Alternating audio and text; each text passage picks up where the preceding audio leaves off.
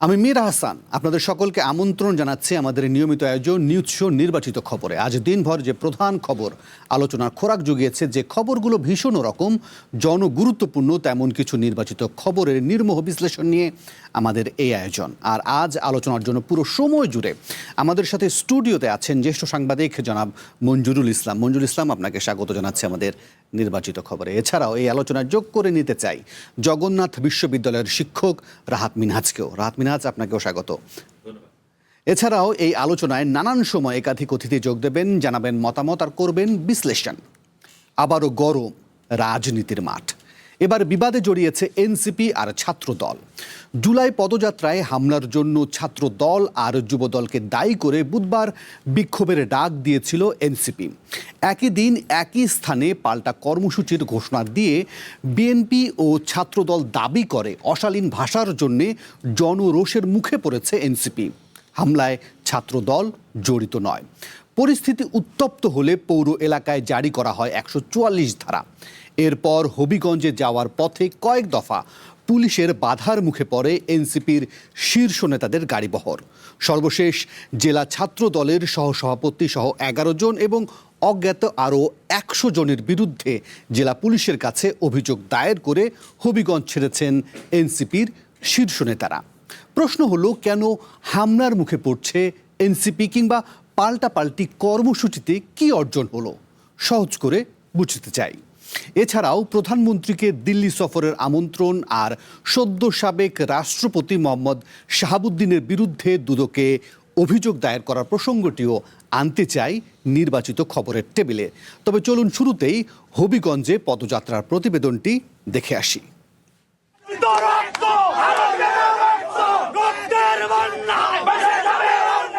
জুলাই পদযাত্রায় হামলার প্রতিবাদে ঘোষিত বিক্ষোভ কর্মসূচি পালনে 144 ধারা জারির মধ্যেই হবিগঞ্জের পথে রওনা হন এনসিপি নেতারা। পথে মৌলভীবাজার সীমান্তে তাদের গাড়িবহর আটকে দেয় পুলিশ। এ সময় দুই পক্ষের মধ্যে চলে বাকবিতণ্ডা।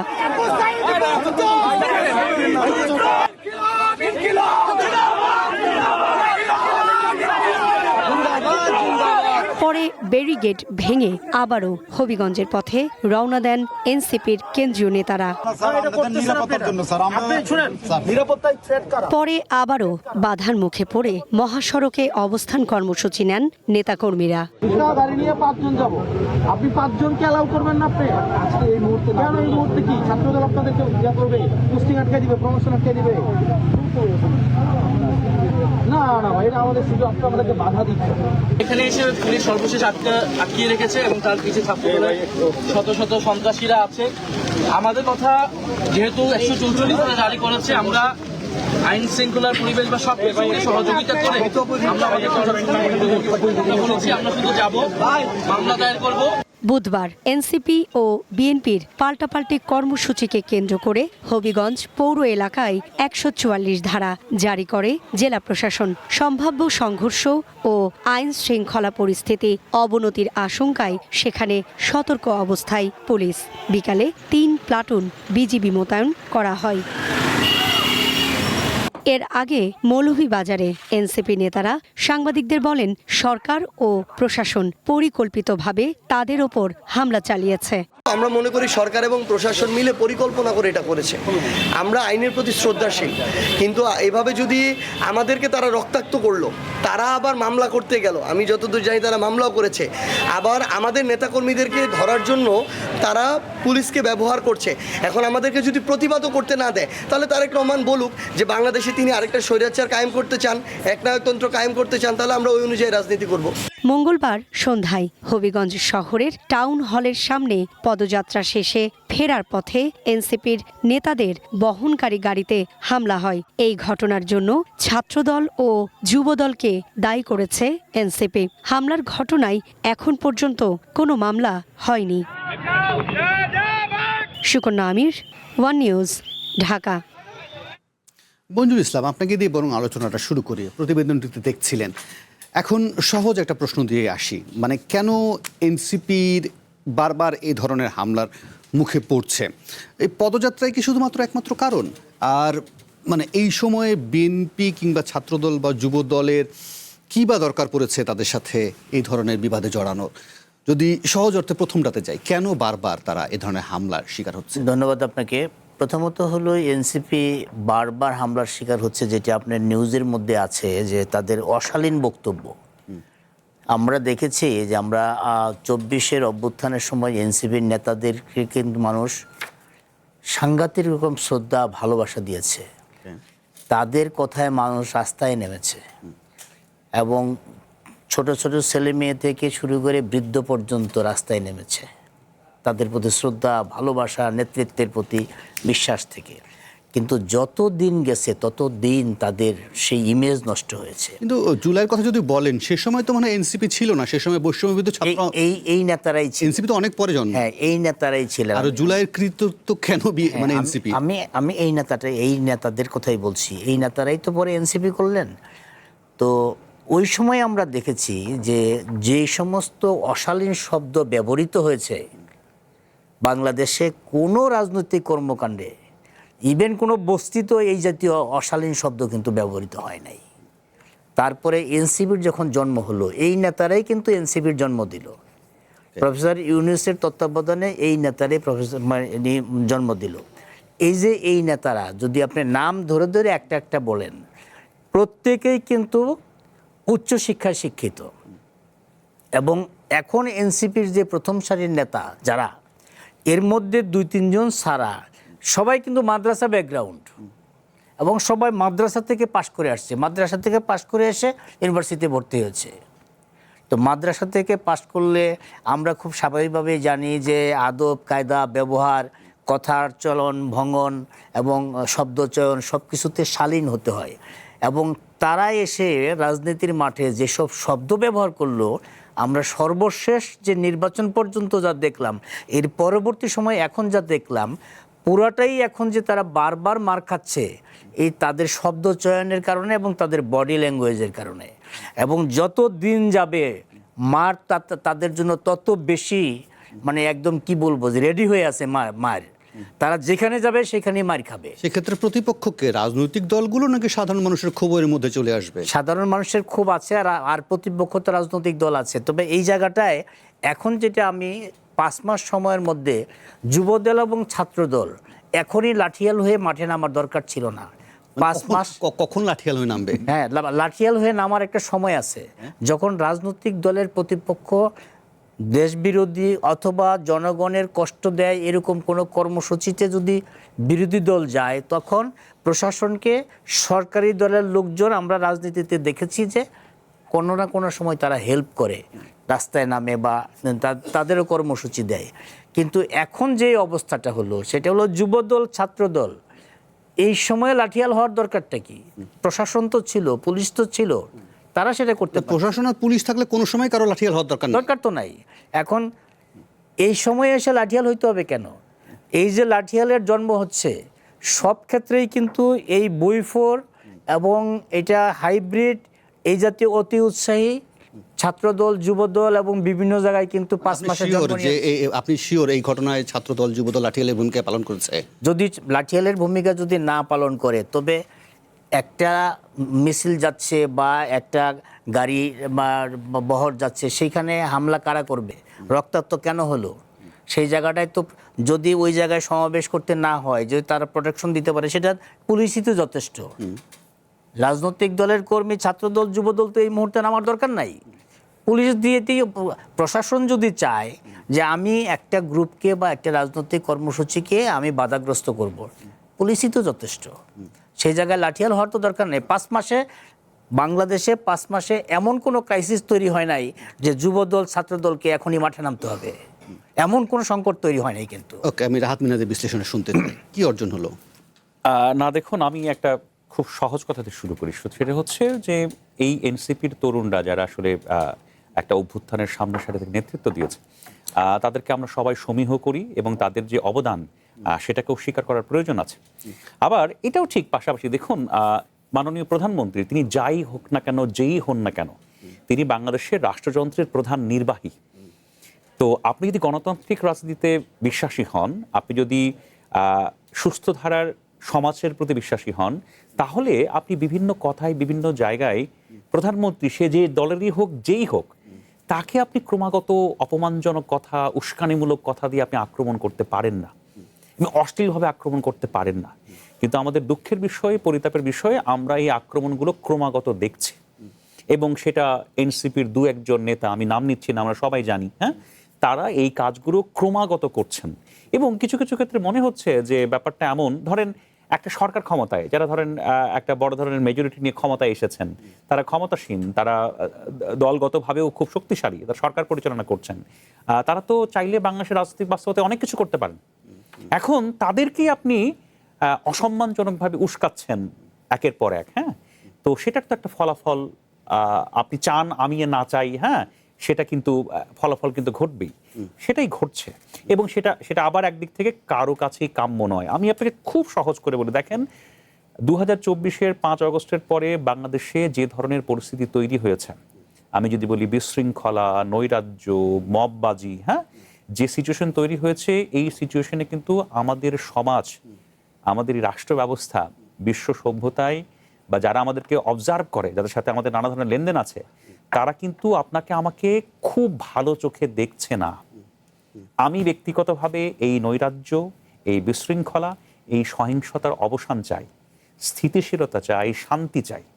এখন সেটা নিশ্চিত করার জন্য কে কে দায়িত্বশীল ভূমিকা পালন করছেন, কে উস্কাচ্ছেন, সেটা আসলে আইডেন্টিফাই করার।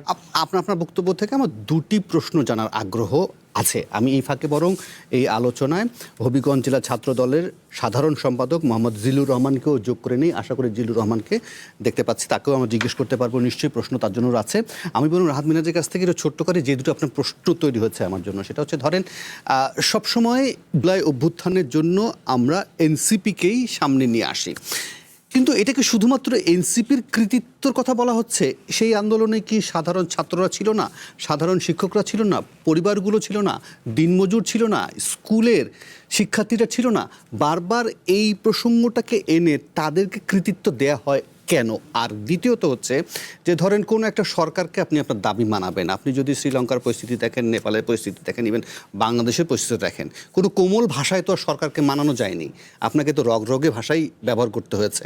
ফলে সরকারকে শোনাতে গেলেও তো এক ধরনের আওয়াজ দিতে হয়। সেটার ব্যাপারে কি বলবেন? ভবিষ্যৎ হোক নিরাপদ, বিনিয়োগ হোক বিশ্বস্ত, আর আমার পছন্দ সল্ট বে। ওয়েলকাম টু সল্ট বে।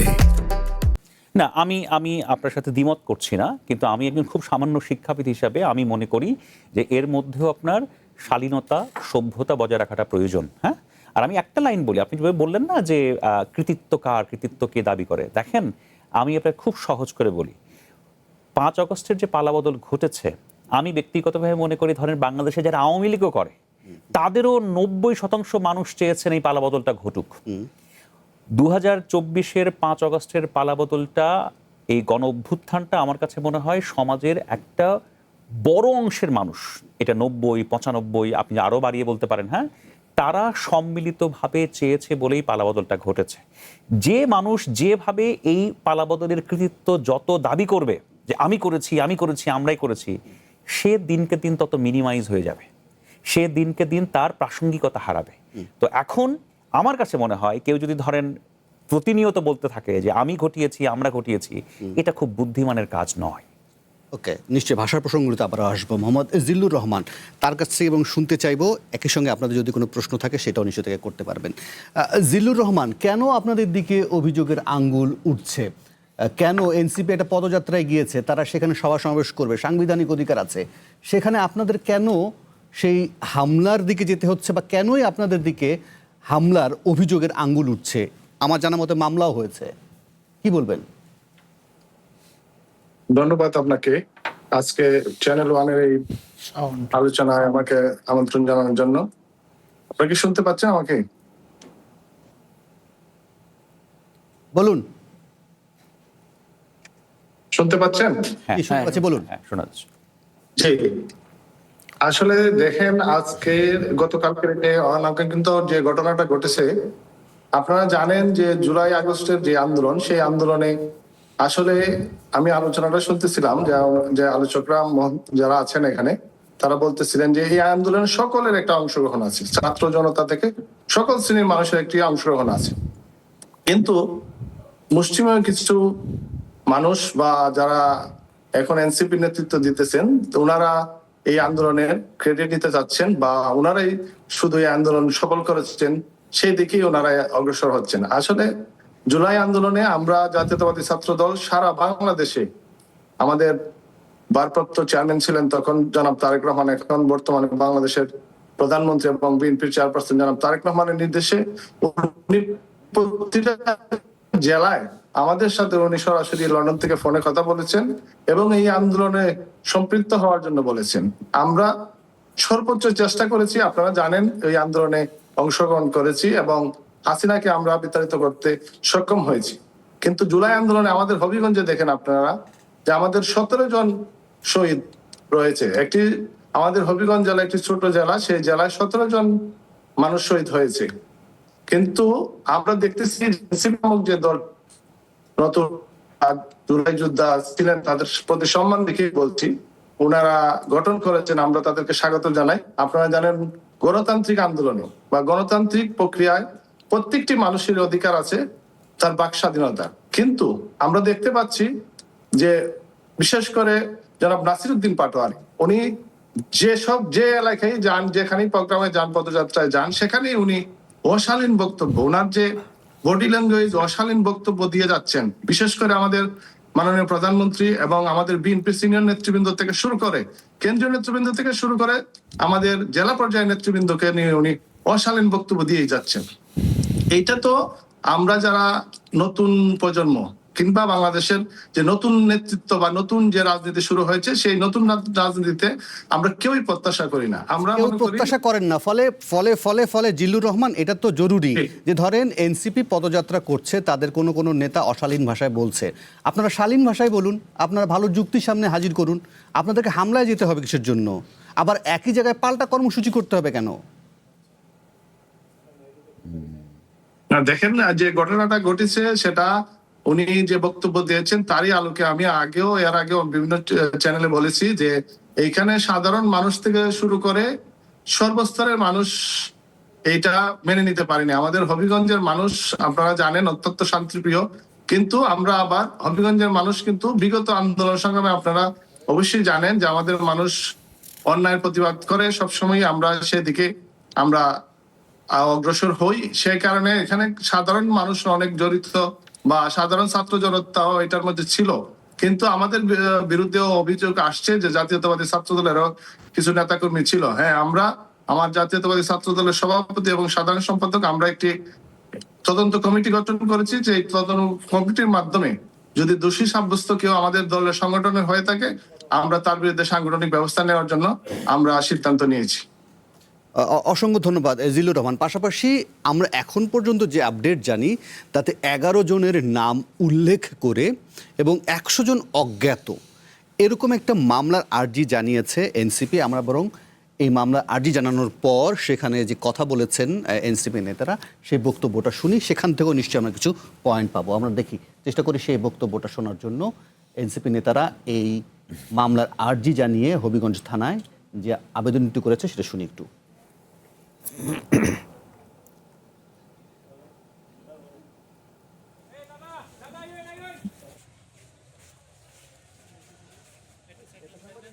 যে সন্ত্রাসী বাহিনী, যে স্থানীয় এমপির এবং বিএনপির সন্ত্রাসী বাহিনীরা তারা কিভাবে আতঙ্ক তৈরি করার চেষ্টা করছে। আপনি দেখেন গত 16 বছর তাদের এই উল্লঙ্ঘন কোথায় ছিল।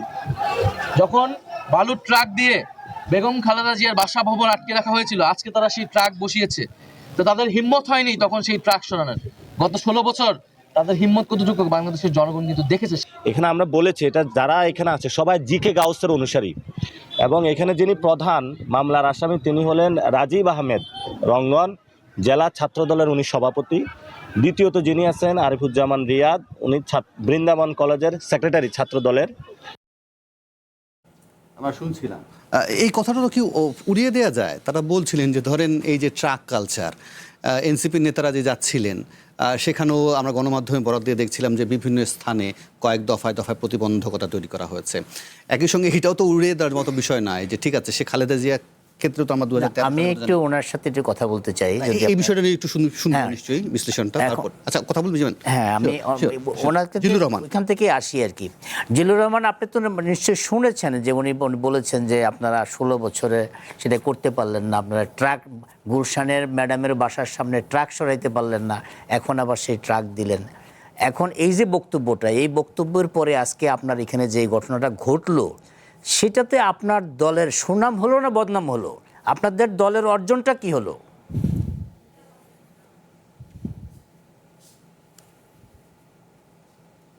ধন্যবাদ আপনাকে। আসলে দলের সুনাম হয়নি এটা সত্য, কিন্তু আপনারা দেখেন যে আজকের যে ঘটনাটা ঘটেছে সেটা হয়তো ট্রাক দেওয়া এবং যে বিষয়গুলা, এটা তো প্রশাসনের পক্ষ থেকে হয়তো আপনারা জানেন 144 দ্বারা জারি করা হয়েছে, সেই কারণে হয়তো ওনারা প্রশাসনের পক্ষ থেকে করেছেন, এটা আমি আসলে বলতে পারবো না, ওইটা ওনারা বলতে পারবেন ভালো। আর দলের এখানে দল এবং প্রশাসন, হ্যাঁ যদিও বাংলাদেশ জাতীয়তাবাদী দল এখন রাষ্ট্রীয় ক্ষমতায় আছে, কিন্তু প্রশাসন হয়তো ওনারা মনে করেছেন যে আজকের যে বিষয়টা, যেহেতু দুই দলের মধ্যে একটি পাল্টাপাল্টি কর্মসূচি দেওয়া হয়েছে, সেই কারণে কোনো সংঘর্ষের দিকে যাইতে পারে, সেই কারণে হয়তো ওনারা 144 দ্বারা জারি করেছেন, সেই কারণে হয়তো আজকের এই বিষয়টা ঘটে থাকতে পারে। জিল্লুর রহমান, 2013 এবং 2015 সালে একটা হচ্ছে সম্ভবত মার্চ ফর ডেমোক্রেসি এবং এটা গণতন্ত্র হত্যা দিবস, যে দুটি সময় ট্রাকের কথা বলা হয়েছিল, সেই সময়ও কিন্তু প্রশাসনকে দিয়েই ফিরোজার সামনে ট্রাক বসানো হয়েছিল।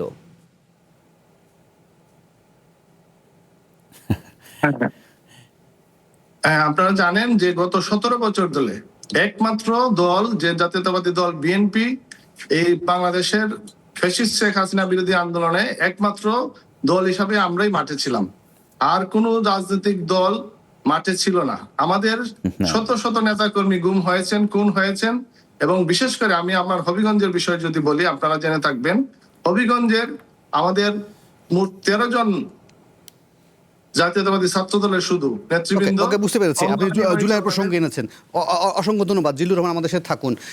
যে প্রসঙ্গটি রাহাত মিনাজ, 13 বা 15 কথা হচ্ছে, সেই সময় তো প্রশাসনকে দিয়ে আসলে ট্রাকের বিষয়টা এসেছিল, ফলে দলের যে ভূমিকা সেটা তো উড়িয়ে দেওয়া যায় না। মিরাজ হাসান, দেখুন আমি ছোট্ট একটা কথা বলি, সেটা হচ্ছে আমিত্ব জিনিসটা খুব খারাপ। হ্যাঁ, আমি করেছি, আমরাই করেছি, আমরাই ছিলাম, আমরাই সবকিছু করেছি, জিনিসটা খুব খারাপ। হ্যাঁ, এবং এটা মানুষও ভালোভাবে দেখে না, এবং এটা সত্যও নয়। আপনি যেটা বলছেন যে আমরাই একমাত্র ছিলাম, আর কেউ ছিল না, আমি আপনার এই বক্তব্যের সাথে একমত নই। হ্যাঁ, কারণ আমি আবারও বলছি যে এই রাজনৈতিক ঘটনার প্রবাহে আজকে পক্ষ বিপক্ষে যা ঘটেছে সেটা দুই পক্ষে নিন্দনীয় অনেক ব্যাপার আছে। হ্যাঁ, কিন্তু আবার শুধুমাত্র আমরাই ছিলাম, আর কেউ ছিল না, এনসিবির ছেলেপেলে ছিল না, তারা প্রাণ দেয়নি, তারা রক্ত দেয়নি, বা তারা আপনার নির্যাতন স্বীকার করেনি, এটা তো ঠিক নয়। হ্যাঁ, তো আমার কাছে যেটা মনে হয় যে দেখেন, আপনি প্রশাসন একটা ব্যবস্থা নিয়েছে, পদক্ষেপ নিয়েছে, সেটাকে প্রশাসনকে ডিল করতে দেওয়াটাই উচিত ছিল।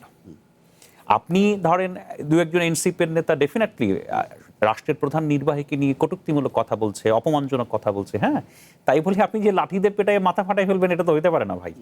এটা তো ছাত্রলীগের কালচার। আমরা তো ধরেন একটা কর্তৃত্ববাদী শাসকের মধ্যে সেটা তো দেখেছি।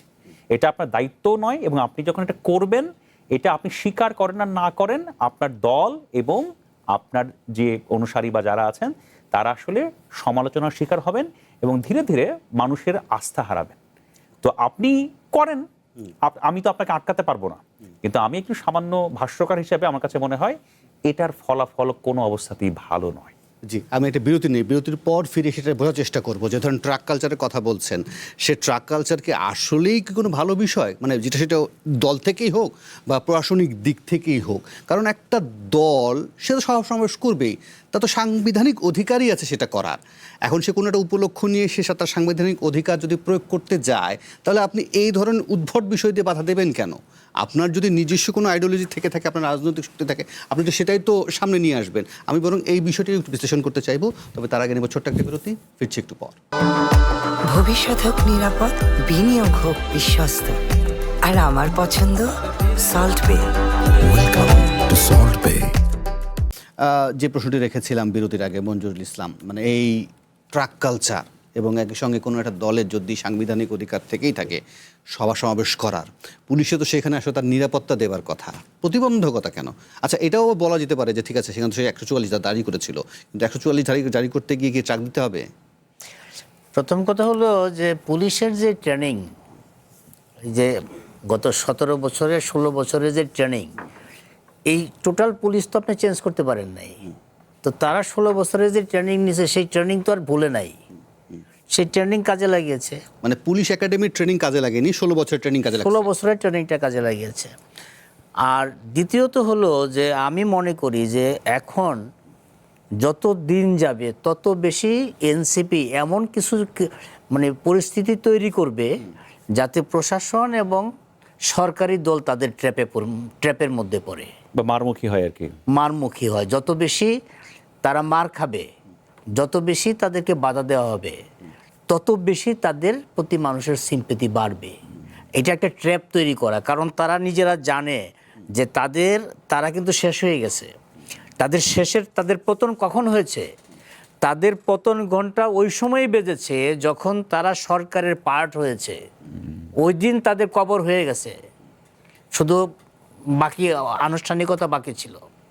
আপনি দেখেন না যে সরকারের মধ্যে যারা ছিল, যেই কয়জন সরকারের মধ্যে ছিল, আপনার আসিফ কোথায়? চুপচাপ। মাহফুজ চুপচাপ। নাহিদ এখন চিফ হুইপ, বিরোধী দলের চিফ হুইপ। তারপরে এই যে আরেকজন হান্নান মাসুদ এমপি হয়ে বসে আছে, হাসনাত এমপি হয়ে বসে আছে।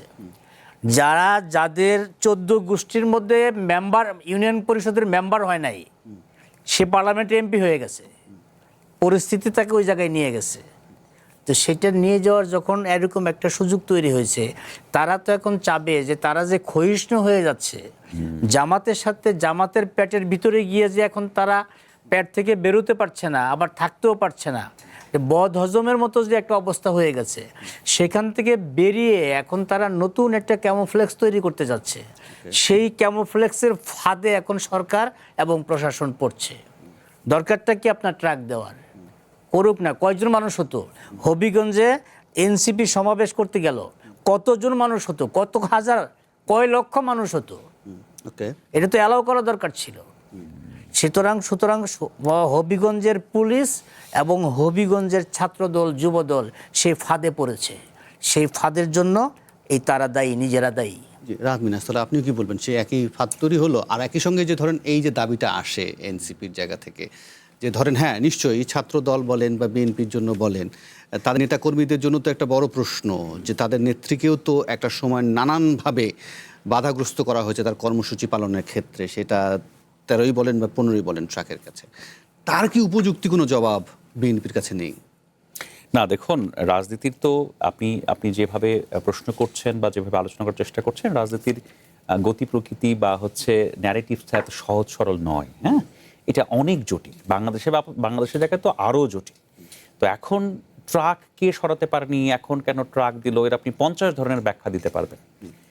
তাই বলে আমি যেটা মনে করি যে তাই বলে তারা কিছুই করেনি, তারা একেবারেই অক্ষম ছিল, আমরাই সব করেছি, আমরাই সব প্রতিবাদ করেছি, হ্যাঁ আমরাই সব কিছু চেঞ্জ করেছি, এই ন্যারেটিভটা তো আপনার যথাযথ উপযুক্ত নয়। হ্যাঁ, তো সো আপনি এই ট্রাক সংস্কৃতির কথা বলছেন, ডেফিনেটলি এটা হওয়া উচিত নয় একটা গণতান্ত্রিক সমাজে আর কি। হ্যাঁ, আবার তো এটাও হওয়া উচিত নয় যে ধরেন প্রশাসন সম্ভাব্য কোনো একটা সংঘাতকে প্রশমিত করার জন্য বা সংঘাতকে রোধ করার জন্য প্রশাসন 144 ধারা জারি করেছে, আপনি আইন মানবেন না কেন? যারা আজকে এখানে আন্দোলনে গিয়েছেন তাদের তো ধরেন 4-5 জন তো ল মেকার ছিল, তারা আইনের প্রতি শ্রদ্ধাশীল কেন হবে না?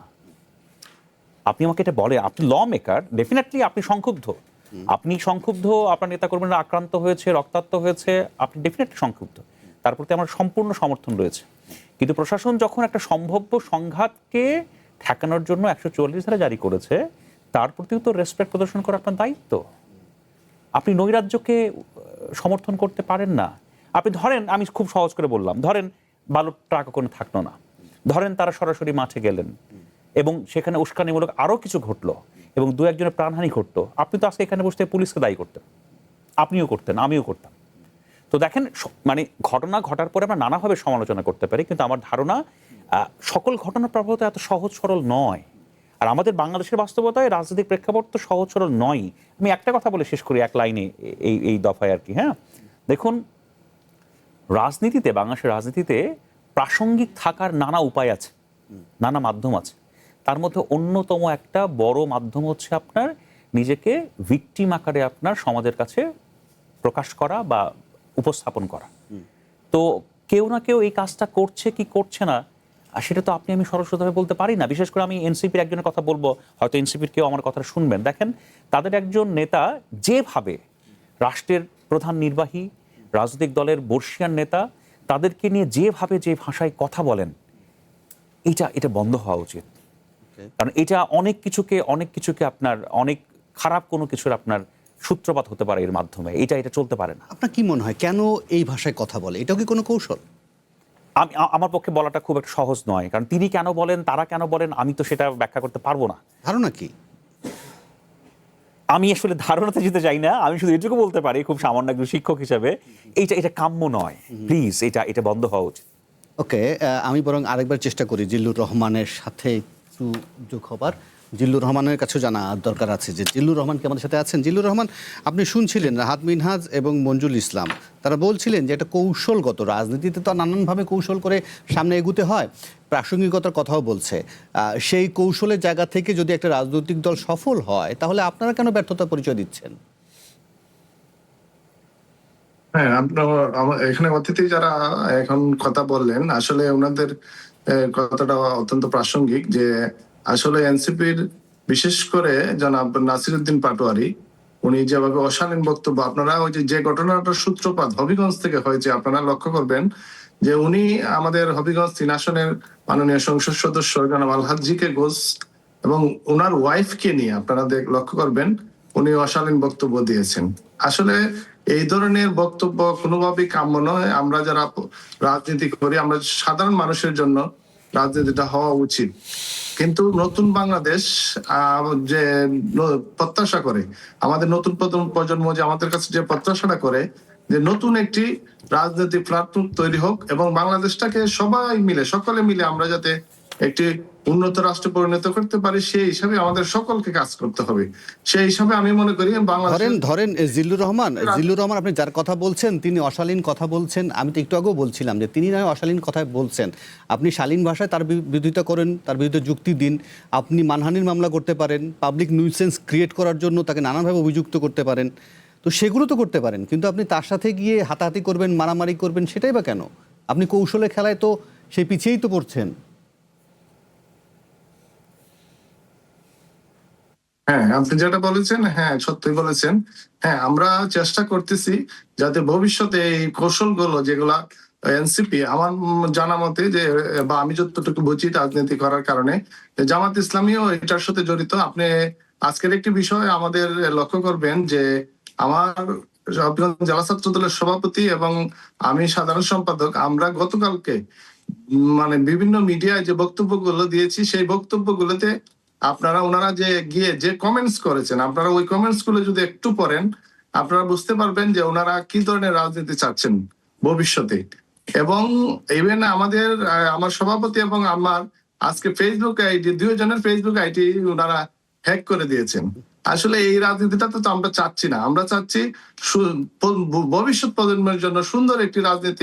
ওকে, আপনি ভবিষ্যৎ প্রজন্মের জন্য সুন্দর রাজনীতির কথা চাইছেন। এই ফাঁকে বরং আমরা একটু চেষ্টা করি, আমরা এনসিপির যে ছাত্র সংগঠন আছে, জাতীয় ছাত্র শক্তির, তার সহসভাপতি আছেন হাসিব আল ইসলামকে আমাদের সাথে যোগ করে নেবার চেষ্টা করি। হাসিব আল ইসলাম, আপনি যদি আমাকে শুনতে পান, সেই জায়গা থেকে আপনার কাছে জানতে চাওয়া যে কেন আপনারা এই অভিযোগটি আনছেন যে আপনাদের উপর ছাত্রদল, বিএনপির লোকজন হামলা করেছে, যেখানে বিএনপি স্পষ্টতই বলছে বা ছাত্রদল স্পষ্টতই বলছে যে তারা এর সাথে জড়িত নয়, বরং আপনারা জায়গায় জায়গায় জনরোষে পড়ছেন, সেটাকে অন্য একটা রাজনৈতিক দলের জন্য দাবি করছেন যে তারা এটা করেছে। কেন? আচ্ছা দেখুন, গতকাল থেকে যেই ব্যাপারে বলা হচ্ছে যে আসলে এই হামলার সাথে জাতীয়তাবাদী ছাত্র দলের নাকি কোনো সম্পৃক্ততা নেই। আমরা যেই ব্যাপারটি দাবিটি করেছি সেটি কোনো অযৌক্তিক দাবি নয়, বরং এটি বিভিন্ন ভিডিও একদম স্পষ্টভাবে প্রমাণিত যে এই হামলাটা ছাত্র দলের নেতাকর্মীরা সরাসরি ভাবে করেছে। যাদের বিরুদ্ধে মামলা দায়ের করা হয়েছে তারা সরাসরি ভাবে এই হামলাতে সম্পৃক্ত ছিল। ছাত্র দলের ইমন এখানে সম্পৃক্ত ছিল। এছাড়াও আপনি জানেন যে ছাত্র দলের যারা সম্পৃক্ত ছিল, আমি সংক্ষেপে তাদের পরিচয়টা আপনাকে যদি একটু সংক্ষেপে বলি যে এদের পরিচয়টা আসলে কি। দেখেন, কালকে যারা হামলায় সরাসরি ভাবে সম্পৃক্ত ছিল এবং ভিডিওতে যারা লাইভ করেছে, আসিফুল ইসলাম ইমন তিনি হচ্ছেন 1 নং সহ সাংগঠনিক সম্পাদক হবিগঞ্জ জেলা ছাত্র দলের। এরপরে মোজাক্কির হোসেন ইমন তিনি যুগ্ম আহ্বায়ক বৃন্দাবন কলেজ ছাত্র দলের। নাজমুল হাসান অনি তিনি সদস্য সচিব হবিগঞ্জ সদর থানা ছাত্র দলের। এছাড়া আল সাইমুন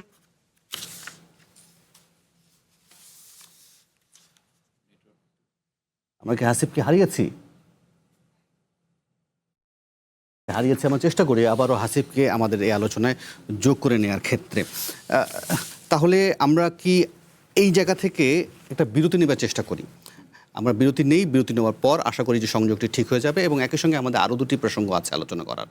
সেই প্রসঙ্গগুলো এই আলোচনার টেবিলে নিয়ে আসবো, বিশেষ করে প্রধানমন্ত্রীর ভারত সফরের প্রসঙ্গটি, যেখানে দীনেশ ত্রিবেদী আজ এসেছিলেন পররাষ্ট্র মন্ত্রণালয়, সেখানে তিনি আমন্ত্রণ জানিয়েছেন, যদিও ঢাকার এখন উত্তরের অপেক্ষা। আমরা সম্ভবত আবারও পেয়েছি হাসিব আল ইসলামকে, জাতীয় ছাত্র শক্তির তিনি প্রতিনিধিত্ব করছেন এখানে। হাসিব আল ইসলাম, তখন সংযোগটা আমরা হারিয়েছিলাম। আমি বরং আর স্পষ্ট করে বলি, মানে ধরেন কার কার বিরুদ্ধে মামলা করেছেন গণমাধ্যমে বরাতে আমরা সেই নামগুলো এখন জানি, কিন্তু আমার প্রশ্নের জায়গাটা হচ্ছে যে কেন এনসিপির শীর্ষ নেতারা অশালীন ভাষা ব্যবহার করে প্রতিপক্ষকে উস্কে দিচ্ছেন, যদি প্রসঙ্গটি স্পষ্ট করেন হাসিব আল হাসান। এবং একই সঙ্গে এটাও একটু বলে রাখি যে ধরেন হবিগঞ্জ থেকে শুধু একটাই তথ্য নয়, আমি যতগুলো তথ্য দেখছি মেহেরপুর, ঝিনাইদহ, ঠাকুরগাঁ, কক্সবাজার, সাভার, গোপালগঞ্জ, জায়গায় জায়গায় এনসিপি এই ধরনের সম্মুখীন পরিস্থিতির হচ্ছে। কেন এনসিপি এই ধরনের পরিস্থিতির সম্মুখীন হচ্ছে? শুধু কি ভাষার কারণে, নাকি আপনাদের প্রতি মানুষের মোহ কেটে গেছে? যে বিষয়টি এখানে বলতে চাই সেটা হচ্ছে যে দেখুন, আসলে সমালোচনা করার যৌক্তিক অধিকার বাংলাদেশের প্রত্যেকটি নাগরিকের রয়েছে। বাংলাদেশের জনগণ আমাদেরকে ভোট দিয়ে বিরোধী দলে জায়গা করে দিয়েছে সরকারের সমালোচনা করার জন্য। এখন সরকার যদি চাঁদাবাজি করে, সরকার দলের লোকজন সেই চাঁদাবাজি সমালোচনা তো আমাকে করতে হবে। সরকার দলের লোকজন যদি সন্ত্রাসী কার্যকলাপ করে, সরকার দলের লোকজন যদি দুর্নীতি করে, সরকার দলের লোকজন যদি মাদক ব্যবসায় জড়িত থাকে, তাকে আমার কি বলতে হবে? তাকে তো আমার মাদক ব্যবসায়ী বলতে হবে, তাই না? যে সন্ত্রাসী করবে তাকে সন্ত্রাসী বলতে হবে, যে দুর্নীতি করবে তাকে দুর্নীতিবাজ বলতে হবে। এখন যে সন্ত্রাসী করে তাকে যদি সন্ত্রাস বলাটা এটা কুরুচিপূর্ণ হয়, তাহলে তো আসলে আমি তাহলে কি বলবো? মহামান্য সন্ত্রাসী বলবো? বা যে দুর্নীতি করছে তাকে কি আমি মহামান্য দুর্নীতিবাজ বলবো? কিংবা যে চাঁদাবাজি করছে, চাঁদাবাজি কি আমি কি করবো? যে সে সমাজসেবা করছে, এই ধরনের কথা বলবো? তো আসলে এখানে দেখুন যে কুরুচিপূর্ণ মন্তব্য বা এই ধরনের কোনো কিছুই না, যৌক্তিক সমালোচনার কোনো সদুত্তর বিএনপি এবং ছাত্র দলের কাছে নেই, যার কারণে দেখা যাচ্ছে তারা কোনো সদুত্তর দিতে পারছে না। এর কারণেই তারা হচ্ছে তর্কের জবাব। আমরা দেখতে পাচ্ছি দেশীয় অস্ত্রশস্ত্রের মধ্যে সন্ত্রাসী কায়দায় জঙ্গি স্টাইলে তারা আমাদের উপরে হামলা করছে, আমাদেরকে রক্তাক্ত করেছে। আমাদের হবিগঞ্জ জেলা শাখা জাতীয় ছাত্র শক্তির এক সংগঠককে তারা রড দিয়ে আহত করে পুরো চোখ একটা থেতলে দিয়েছে এবং সেই চোখের সে ডাক্তার জানিয়েছে তার দৃষ্টিশক্তি হারানোর পথে। তো এই যে জায়গাটা গণ অভ্যুত্থান পরবর্তী সময় আমরা কি এই রাজনীতির চর্চা আমরা দেখতে চেয়েছিলাম? যেখানে আমরা তো চাই যে তর্কের পরিবর্তে তর্ক হবে, পাল্টা যুক্তি হবে, আলোচনা হবে, তার মধ্যে সমাধান হবে। কিন্তু আমরা কি দেখতে পাই? আমরা দেখতে পাই যে বিএনপি চাঁদাবাজি করছে, সিন্ডিকেট করছে, তারা নদী থেকে অবৈধভাবে বালু উত্তোলন করছে। কিন্তু এগুলো যখন আমরা যৌক্তিক সমালোচনা করতে যাব, তখন তাদের এটা মনে হবে, তাদের কাছে মনে হবে যে আমরা হয়তো তাদেরকে কুরুচিপূর্ণ মন্তব্য করছি। তাহলে আসলে সমালোচনাটা কোন ভাষায় করে? চাঁদাবাজকে কি চাঁদাবাজ বলা যাবে না? দুর্নীতিবাজকে দুর্নীতিবাজ বলা যাবে না? যে এলাকার মধ্যে মাফিয়া তন্ত্র কায়েম করে জনগণের মধ্যে ভয়ের এবং ত্রাসের রাজত্ব কায়েম করবে, তাকে কি আমি মাফিয়া বলতে পারবো না? অবশ্যই তাকে মাফিয়া বলা। ফলে জিল্লুর রহমানের জন্য এটি ফলে জিল্লুর রহমান আপনি শুনছিলেন না, হাসিব আল ইসলাম বলছিলেন যে যা কর্মকাণ্ড করেছে সেটা তো বলতেই হবে। কি বলবেন? প্রশ্নই ওঠে না। আপনারা এইটা উনি সম্পূর্ণ মিথ্যাচার করেছেন।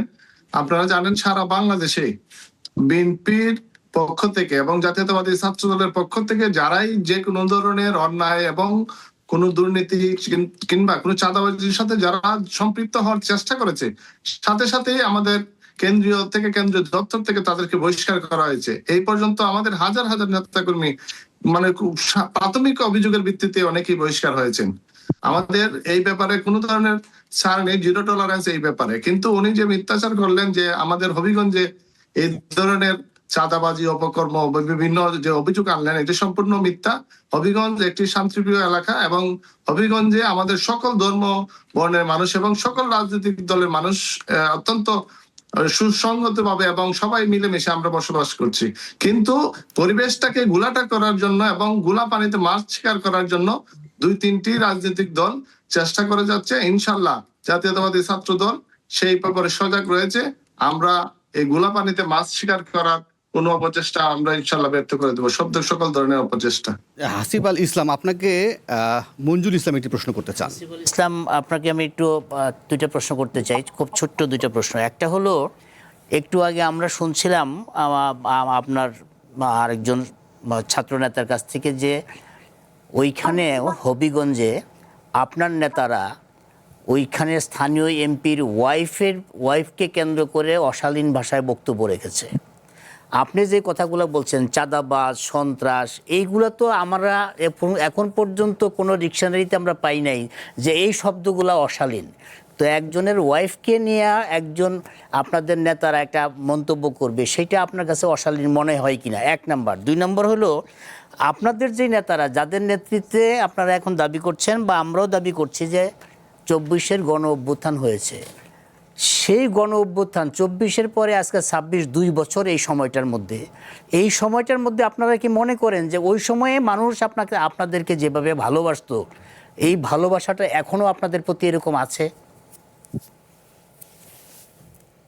আচ্ছা, আপনি যে প্রশ্নটি করেছেন, দেখুন, আমি এখন পর্যন্ত দেখতে পাইনি যে এনসিপির কোনো নেতৃবৃন্দ তারা হবিগঞ্জে গিয়ে হবিগঞ্জের যে এখানে বিএনপি নেতা রয়েছে তার ওয়াইফকে নিয়ে কোনো ধরনের কোনো বিরূপ মন্তব্য করেছে। এই ধরনের কোনো মন্তব্য আমার চোখে পড়েনি এবং এই ধরনের কোনো মন্তব্য আসেনি। এটি সুস্পষ্টভাবেই আমি মিথ্যা বলবো।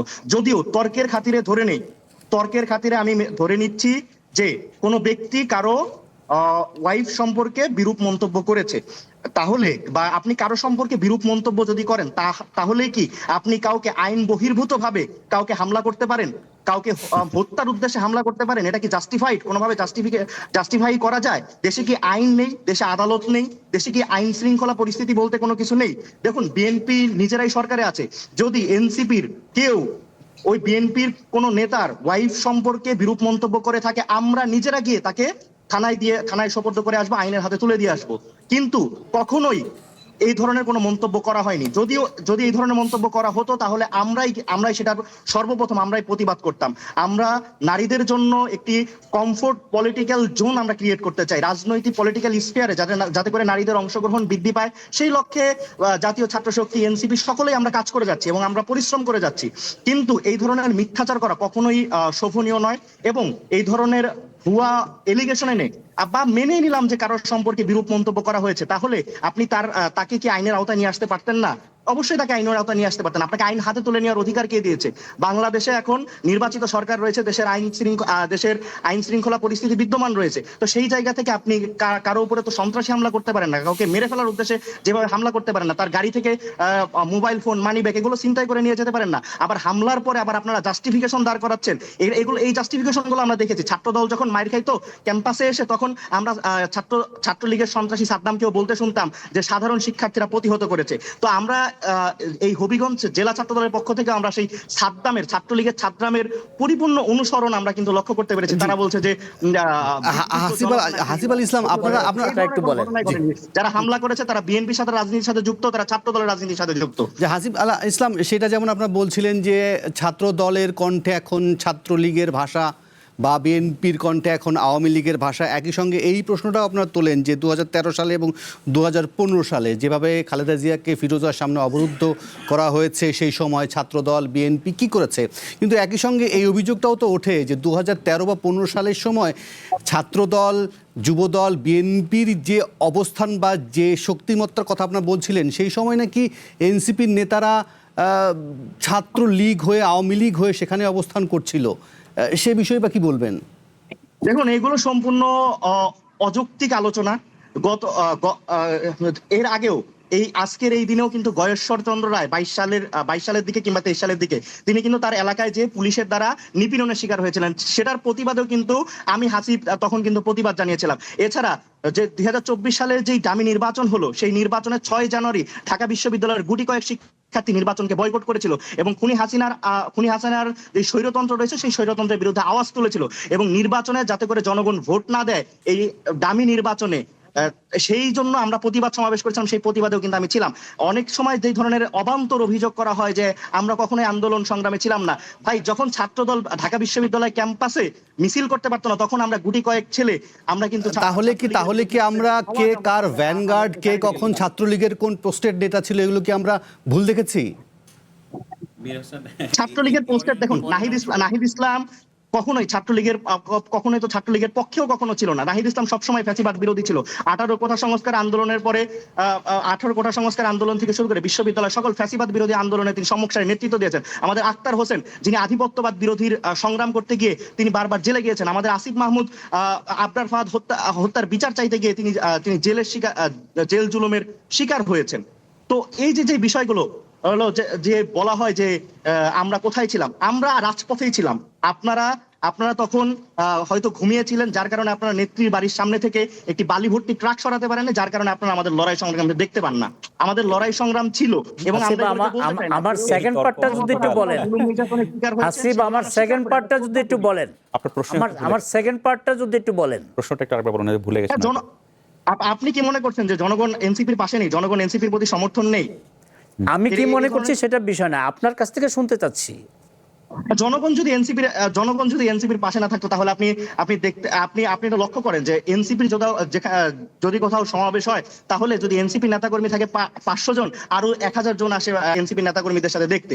এনসিপি নেতাকর্মীরা যখন রাস্তা দিয়ে হেঁটে যায়, তখন মানুষজন সেলফি তোলে। নাসিরউদ্দিন পাটোয়ারি যখন কোনো এক মসজিদে নামাজ পড়তে যায়, মসজিদের মুসল্লিরা আবেগতাড়িত হয়ে তাকে জড়িয়ে ধরে। সার্জিস আলম কোথাও গেলে তাকে সেলফি তোলার জন্য মানুষজন ভিড় করে যায়। বাংলাদেশে এখন যে কয়জন সেলিব্রিটি আছে, আপনি ধরেন যে মিডিয়া সেলিব্রিটি হোক কিংবা স্পোর্টস সেলিব্রিটি হোক, তার চাইতে অনেক বেশি জনপ্রিয় এনসিপির নেতারা। তো সেই জায়গা থেকে আপনি যেই সন্দেহটি করছেন, আসলে এই সন্দেহটি হয়তো আপনার পছন্দ হতে পারে এনসিপিকে, বাট বাংলাদেশের জনগণ এনসিপিকে পছন্দ করে। এনসিপির শীর্ষ নেতাদেরকে তারা মনে করে যে আগামী বাংলাদেশ তাদের হাতে। আর মনে সময় পাবো না, আমাকে অনুষ্ঠানের শেষের দিকে একেবারে চলে এসেছি। আর যদি কারো কোনো প্রশ্ন না থেকে থাকে, তাহলে একই সঙ্গে হাসিব আল ইসলাম এবং জিল্লুর রহমান দুজনকেই বিদায় জানাতে চাই আমাদের এই আলোচনা থেকে। খুব বেশি আর সময় নেই। অসংখ্য ধন্যবাদ দুজনকে। যদিও ছোট্ট করে যদি মন্তব্য করতে পারেন যে এরপরে আমি আসলে একটু অনলাইন পোর্টালগুলোর নিউজ আপডেটগুলো দেখতে চাইবো।